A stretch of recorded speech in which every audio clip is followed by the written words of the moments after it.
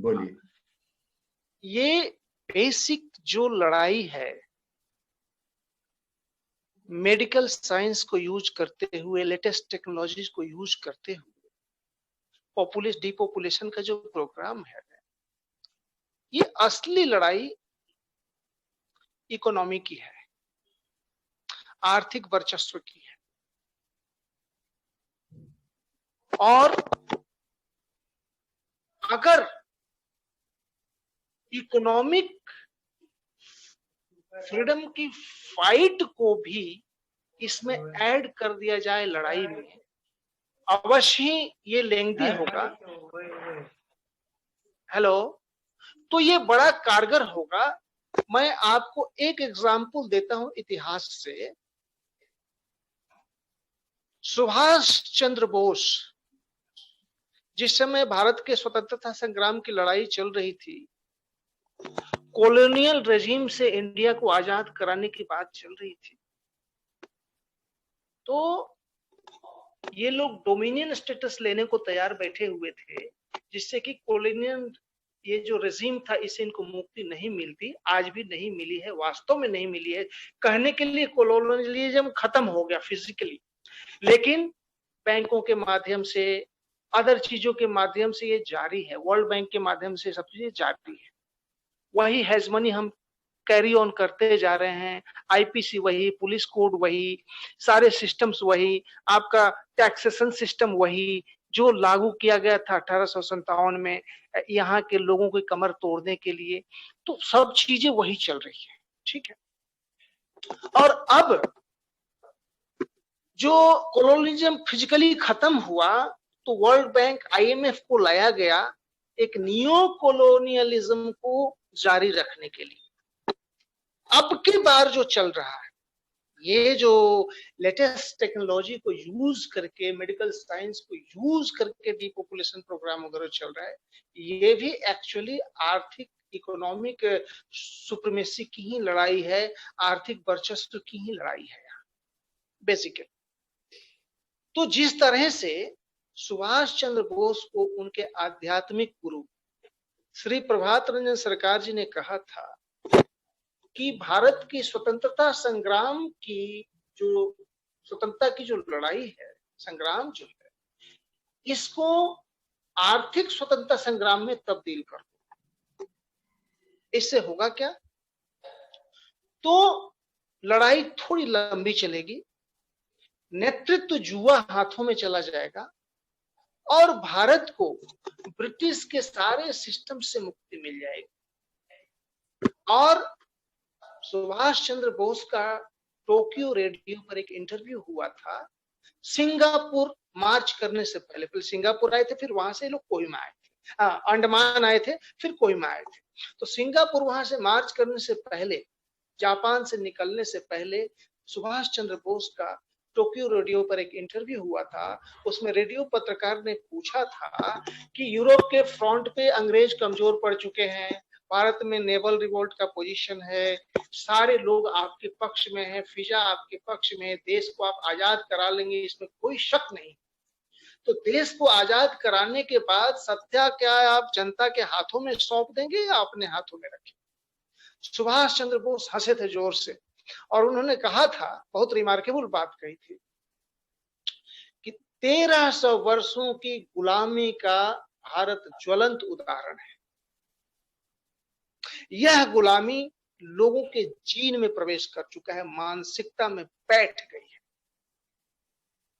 इसलिए जिस दिन देश आजाद होगा, शिक्षा व्यवस्था बदल दी जाएगी। शिक्षा व्यवस्था ऐसी होगी जिसमें सिर्फ क्लर्क नहीं बनाए जाएंगे, शारीरिक, मानसिक, आध्यात्मिक तीनों विकास की व्यवस्था होगी। एक मॉडर्न टेक्नोलॉजी के साथ साथ गुरुकुल व्यवस्था। दूसरी, एग्रीकल्चर सिस्टम को हम बदल देंगे, इंडस्ट्रियल सिस्टम को बदल देंगे।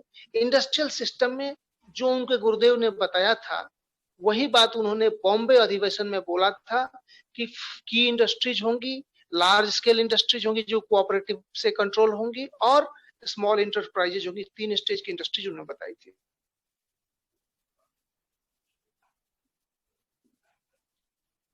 माफ कीजिएगा देवव्रत पांडे जी का फिर से एक डिस्कनेक्ट। मिनट। हाँ अच्छा अच्छा, वो डिस्कनेक्ट हो रहा था। हाँ तो फिर से हाँ आइए ठीक है। प्लीज। जी जी कंटिन्यू ये प्लीज। हाँ, ये सारी पॉलिसीज को हम चेंज करके जिस दिन सत्ता संभाला जाएगा, इसको भारत की सत्ता, अपनी सत्ता जब शुरू होगी, अपनी सरकार जब शुरू होगी, उस शिक्षा व्यवस्था में, उस व्यवस्था में जो बच्चे पढ़ लिख कर नौजवान बनेंगे, देश को वो चलाएंगे। भारत को चलाने की कुव्वत, यही लैंग्वेज था, भारत को चलाने की कुव्वत बुड्ढों में नहीं है। ये उन्होंने बूढ़े किनको कहा था, आप अच्छी तरह समझ सकते हैं।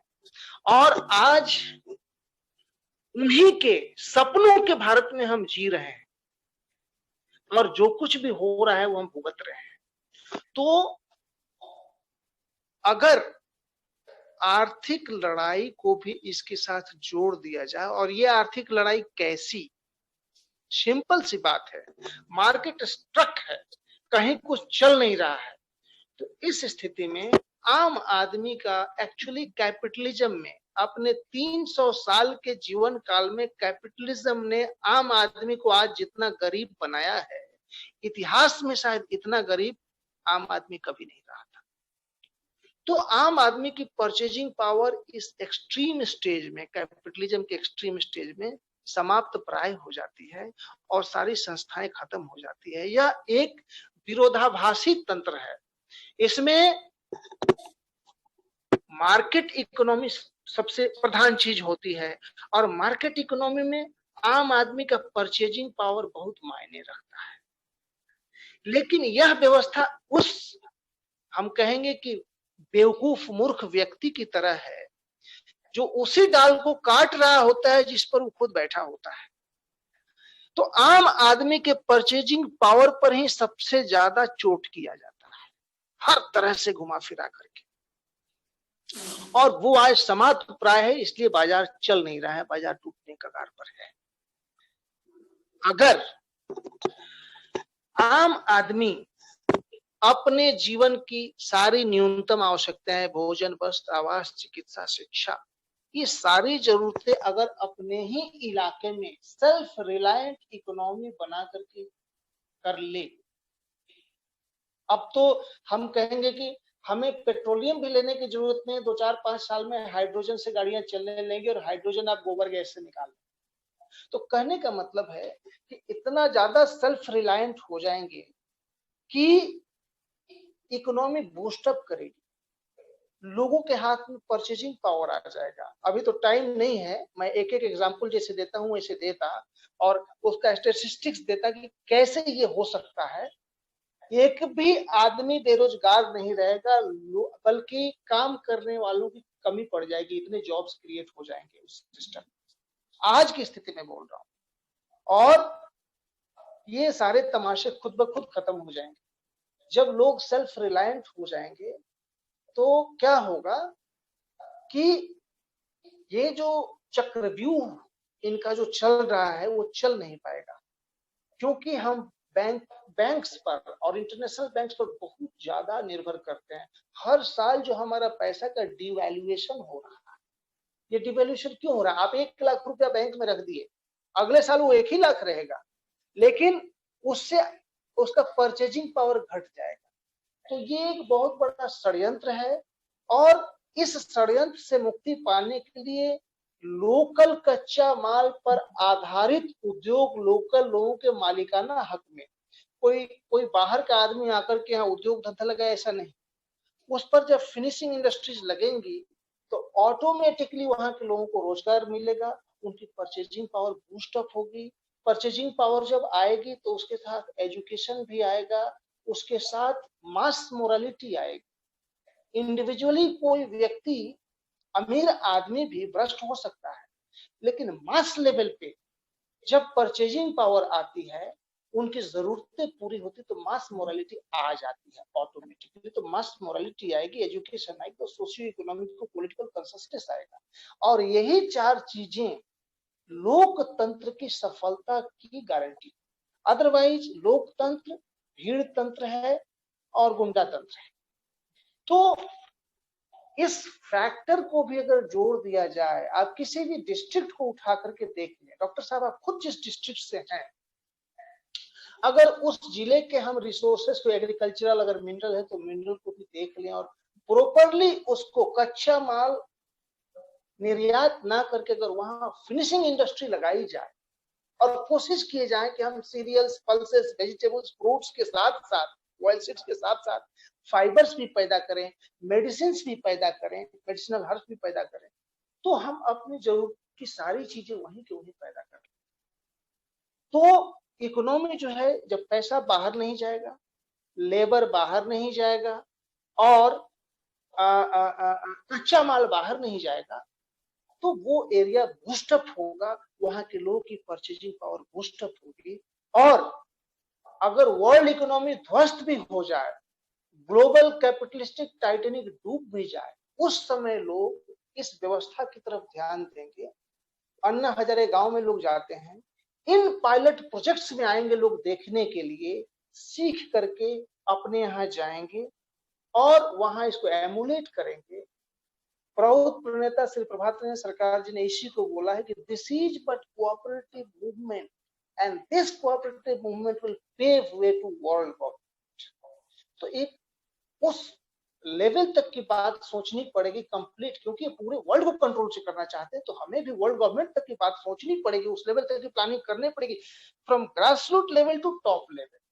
और ये कंप्लीट प्लानिंग के साथ हम लोग अगर आगे बढ़ते हैं तो शायद हम लोग विजयी होंगे और ये लोग ध्वस्त होंगे। चाहे कितना भी कुटिलता, कितनी भी टेक्नोलॉजी का दुरुपयोग कर ले, इनको हारना पड़ेगा। और इसलिए मैं समझता हूं कि इकोनॉमिक फ्रंट को भी इसमें जोड़ दिया जाए, इकोनॉमी को सेल्फ रिलायंट, ये जो एफडीआई आ रहा है, ये जो कुछ चीजें आ रही हैं, इसका मिथ कुछ दिनों में टूट जाएगा, ज्यादा दिन नहीं चलने वाला है। चाइना से कंपनियां भाग कर आएंगी, कुछ दिनों तक ये खेल चलेगा। एफडीआई में क्या बोला जाता है, यही बोला जाता है कि 70% कस्टमर्स तो हमारे यहाँ खुद हैं, यही बोल के पैसा मंगाया जाता है कि भाई आप पैसा लगाइए, हमारे तो 70% कस्टमर्स हमारे यहाँ कंज्यूमर्स हैं, आप लगाइए, अरेस्ट बाकी तो वर्ल्ड में बिक जाएगा। कहाँ है आपके यहाँ? जब जो रियल एस्टेट में जो इन्वेंट्रीज लग गई, जितने पैसे लग गए, उसका रिटर्न नहीं है, अदर सेक्टर्स में जो लग गए उसका रिटर्न नहीं है। तो ये बातें एक मिथ की तरह है, सरकार झूठ बोल रही है, यहाँ पर सरासर झूठ बोल रही है, सफेद झूठ बोल रही है, वो चीजें है नहीं। तो इसीलिए इकोनॉमिक फ्रंट पे भी इस लड़ाई को ले जाया जाए तो ये बहुत ही फायदेमंद होगा, कारगर होगा। जो चीज एक समय में चूक गए थे, सुभाष चंद्र बोस के सपनों के साथ साथ 7.5 लाख क्रांतिकारियों का सपनों पर पानी फिर गया था आजादी भीख में लेने के कारण, वो सपना सिर्फ पूरा हो सकेगा सिर्फ भारत के ही परिप्रेक्ष्य में नहीं, पूरे वर्ल्ड के, दुनिया के परिप्रेक्ष्य में पूरा हो पाएगा। तो इतना ही मैं बोलूंगा अभी, और आगे फिर कभी डिटेल किया जाएगा, इसको डिटेल प्लानिंग की जाएगी। देवव्रत जी ने तो रिवॉल्यूशन अंत में रिवॉल्यूशनरी जील एस्टैब्लिश कर दिया। तो देवव्रत पांडे जी, आपको बहुत बहुत धन्यवाद। मुझे लगता है डॉक्टर तरुण कोठारी जी और डॉक्टर प्रशांत चतुर्वेदी जी भी इस विचारधारा से पूरी तरह मुझे लगता है सहमत हैं। और डॉक्टर साहब का राय ले लीजिए एक बार प्लीज। ये बहुत शॉर्ट मैंने बोला है, पूरा डाटा नहीं दिया, लेकिन फिर भी वो डॉक्टर प्रशांत चतुर्वेदी जी और डॉक्टर तरुण कोठारी जी, जो प्राउड की जो विचारधारा, इकोनॉमिक डेमोक्रेसी की जो डॉक्टर देवव्रत पांडे जी ने जो प्रस्तुत किया, तो आप भी एक एक लाइन से इसको कंक्लूड कर दें। आपकी क्या इसमें विचार है कि इकोनॉमिक मूवमेंट, इस मूवमेंट से जोड़ना बहुत जरूरी है, क्योंकि ये पूरी तरह जो मूवमेंट है, ये जो प्रॉब्लम्स है, जो एक्सप्लॉयटेशन है, यह सब ग्लोबल कैपिटलिज्म के कारण है। और ये एक्सप्लॉयटेशन है बेसिकली। हाँ। और चूंकि डॉक्टर तरुण जी और डॉक्टर प्रशांत जी, आप लोग तो पूरी तरह जानते हैं, डॉक्टर प्रशांत जी ने राजीव दीक्षित जी के साथ इतना काम किया, इतना समझा। आपने भी डॉक्टर तरुण जी, आपने भी बहुत कॉन्स्पिरेसी पर आपने पुरजोर आपने आंदोलन करना शुरू कर रहे हैं आप। तो मैं यह समझता हूं कि आप यह समझते हैं कि यह ग्लोबल कैपिटलिज्म में ये आज मेडिकल इंडस्ट्री में ये $1 ट्रिलियन इंडस्ट्री एक बहुत बड़ा उनके लिए व्यापार है। इसीलिए उन लोगों ने इस माध्यम से इसको ये किया। इसको फाइट करने के लिए हमें हमारा जो अल्टीमेट सिस्टम है वह यही हो सकता है कि हम लोग इसको एक इकोनॉमिक मूवमेंट के साथ इसको जोड़ते हुए इस मूवमेंट को चलाएं। ये जो हमारी जो ये मूवमेंट है तो ये बड़ा अच्छा होगा। तो ये मूवमेंट को 1 नवंबर को जो देवव्रत पांडे जी ने जो प्रस्तुत किया, तो इनको हम लोग निवेदन करेंगे कि वहाँ 1 नवंबर को पहुंचे, चूंकि देवव्रत जी दिल्ली में ही रहते हैं और देवव्रत जी की इस बात को वहाँ पर भी इन्हें आप मौका दें कि आप इनको इस बात को प्रस्तुत करें मेडिकल के साथ जोड़ करके इकोनॉमिक इशू को कि इकोनॉमिक एक्सप्लॉयटेशन है। तो डॉक्टर तरुण हम लोग इस पर कभी बैठ के डिस्कशन भी कर लें, फेस टू फेस कभी बैठ के संभव हो तो डिस्कशन कर ले, उससे पहले भी हो सकता है। नहीं कोई बात नहीं, अभी तो 1 नवंबर की बात कर लें, उसके बाद आगे हम लोग बैठेंगे। तो डॉक्टर तरुण जी आप अपनी कंक्लूडिंग बातें आप बताएं और डॉक्टर प्रशांत जी प्लीज। जो पांडे सही है कि इसको आर्थिक दृष्टिकोण में रखा जाए, ये बिल्कुल ठीक बात है। आर्थिक बात तो होनी ही चाहिए। देश में एक विदेशी कंपनी थी ईस्ट इंडिया कंपनी, उसने इतना देश का नुकसान किया। एक कंपनी ने हमको गुलाम बना दिया।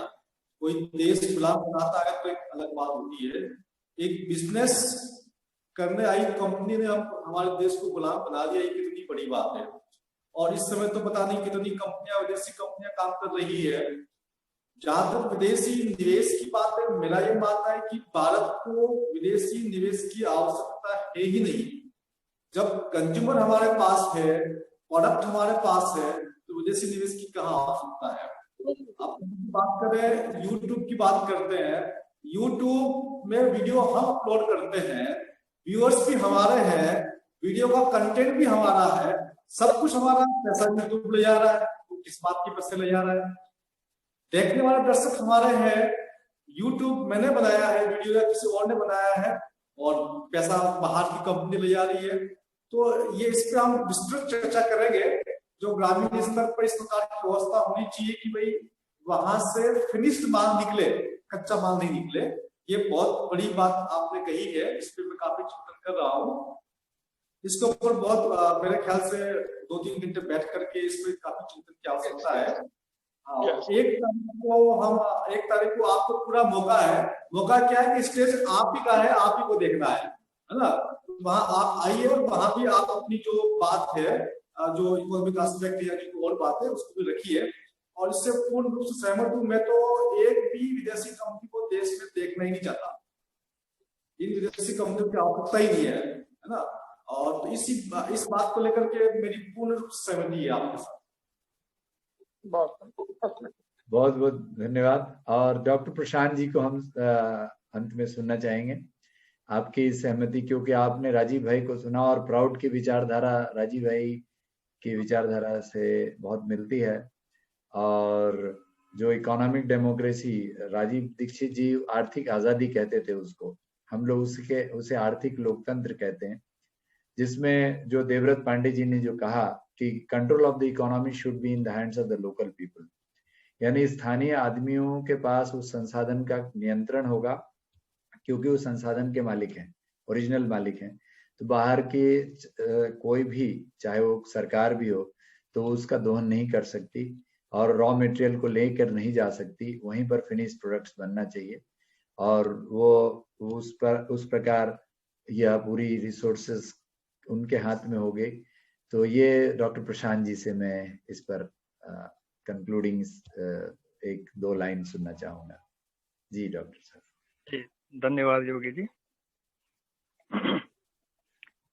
पांडे जी ने बहुत अच्छी बात कही और यही होना चाहिए, क्योंकि संसाधन हमारे, उपभोक्ता भी हम, बाजार भी हम, सब कुछ हम, लेकिन इसका उपभोग कोई और करे ये तो ठीक नहीं है। तो बेहतर ये है कि हमें जब संसाधन हमारे हैं, सब कुछ हमारा है, तो इसमें बाहरी कोई, मुझे लगता नहीं है कि कोई कंपनी का इसमें दखल होना चाहिए।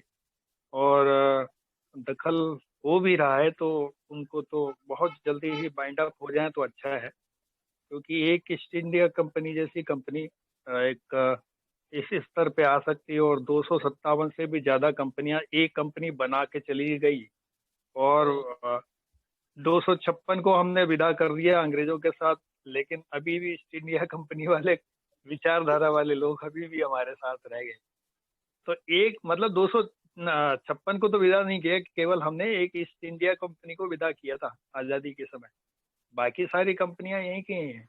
ऐसे कैसे ही है, वो बल्कि बढ़ रही हैं, चाहे वो यूनिलीवर हो, चाहे अन्य कोई भी हो, नाम कोई और भी हो सकता है, हमें उससे क्या। लेकिन जो है हमारा अपना प्रोडक्शन होना चाहिए। और अभी मैं परसों पहले रोज एक कार्यक्रम में गिरिराज जी प्रसाद जो केंद्रीय मंत्री हैं उनको सुना, उनका एमएसएमई पर एक वो आया है कि उन्होंने ये बताया है कि वापस जैसे गौशालाएं, वो कह रहे हैं कि मैं पिछले अगले 1-2 साल के अंदर ये व्यवस्था जो है मुख्य प्रोडक्ट में आ जाएगा कि गाय का गोबर और गौमूत्र जो है मुख्य प्रोडक्ट होगा, और बाकी सब जो है बाय प्रोडक्ट हो जाएंगे, मतलब वो बात की हो जाएंगे। दूध को भी वो ऐसी कोई व्यवस्था में कर रहे हैं। बिहार में उन्होंने कुछ प्रोजेक्ट शुरू कराए हैं, ऐसा एमएसएमई में लोकल को काम देने के दृष्टिकोण से उन्होंने ये शुरू किया है। यदि ये सच है तो अच्छा कदम है, सरकार ऐसा कुछ इनिशिएटिव लेती है तो हमें लोकल लेवल पे बिहार में करें, चाहे एक हो सकता है वो अपने बिहार के अंदर मॉड्यूल खड़ा कर रहे हैं या कहीं और खड़ा कर रहे हैं, यूपी में करें, राजस्थान में करें, देश तो हमारा ही है। तो हम एक भी हमारे पास में मॉड्यूल सरकार की तरफ से आता है तो हमें उसका समर्थन करना भी चाहिए, और अच्छा है, होता है तो बहुत अच्छा है। मैं कहता हूँ कि इस फील्ड में जो भी काम हो रहे हैं, चाहे सरकार और जनता दोनों मिल जाएं तो बहुत अच्छा काम हो सकता है, और इसको आगे बढ़ाने की आवश्यकता है। न सिर्फ बढ़ाने की आवश्यकता है, उसमें हमको पूरी दिलचस्पी के साथ में उसकी गहनता को समझकर उसके निचले पायदान तक जाने की आवश्यकता है। तभी हमारा जो है वापस जो गांव का देश था, या इसकी नैसर्गिक ये या प्राकृतिक जो छटाएं थी वो शायद हमें वापस देखने को मिल पाए। अदरवाइज जो ये कृत्रिम जो छटाएं बाहर से आ रही हैं हमारे सामने, तो वो ही दिखेंगी। वो केवल दिल तो है नहीं वहाँ, केवल पैसा है। पैसे के लिए चाहे जैसे अमेरिका में होता है, चाहे कुछ भी हो, कोई किसी को मारना भी पड़े तो सरकार की नीतियां और सरकार के बाकी जो पैरामीटर्स हैं वो सब इसी दिशा में लगे रहते हैं। कैसे भी करके फंड आना चाहिए, पैसा आना चाहिए, चाहे पैसे के लिए कुछ भी करना पड़ जाए।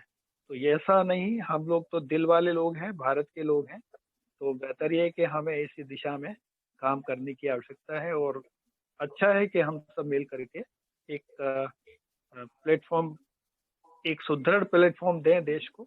बहुत अच्छा है, इसी के लिए आभार, आपका धन्यवाद। बहुत बहुत धन्यवाद। बहुत बहुत पांडे जी के भी विचार बड़े अच्छे हैं, जी जी। आभार। डॉक्टर साहब ने भी बहुत बढ़िया विचार व्यक्त किए पांडे हैं। जी का नेटवर्क ये हो गया, लेकिन वो हमारे साथ ही हैं, बगल के में बैठे थे। मैं कह रहा हूँ पांडे जी का नेटवर्क खराब नहीं हुआ, दिल का नेटवर्क जुड़ा रहना चाहिए। पांडे जी का नेटवर्क की वो टेंशन नहीं है। आ गए, हमारे कमरे में ही आ गए, तो हम लोग हाँ, जी दिल का नेटवर्क से जुड़ना चाहिए ना। तो बहुत बहुत धन्यवाद। हमें इतने क्रांतिकारी लोग मिले हैं एक साथ, तो आज लगता है कि कुछ नई क्रांति, क्योंकि नेताजी सुभाष चंद्र बोस के साथ ही इस इकोनॉमिक डेमोक्रेसी की बात को व्यक्त किया है देवव्रत पांडे जी ने, और राजीव भाई दीक्षित जी से भी इस विषय पर हम लोगों ने बात किया था।